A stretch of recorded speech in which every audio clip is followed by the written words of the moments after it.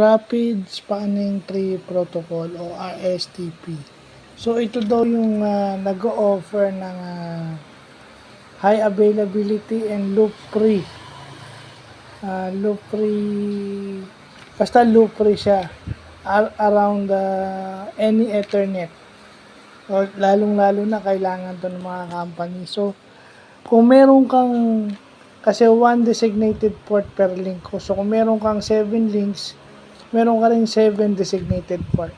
So bawat link mo meron kang designated port.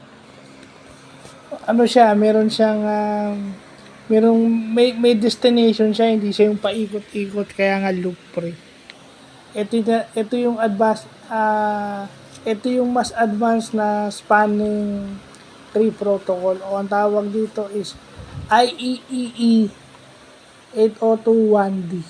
So yun yung code name niya. So sa mga IT professionals at sa mga comsci dyan, computer engineering, kadalasan yan. Yan yung slang nila eh. Yung sila nag-uusap yung 8021D, yung IEEE 8021D. Yun ang inaano nila. Yun ang usually pumapasok sa simple conversation nila. Yeah, so yun na yun. Yung mga matatagal na sa industry siguro alam na ito. So na-vlog ko lang ulit parang review kasi na-ano na sa amin to nung college eh. So yun lang pa.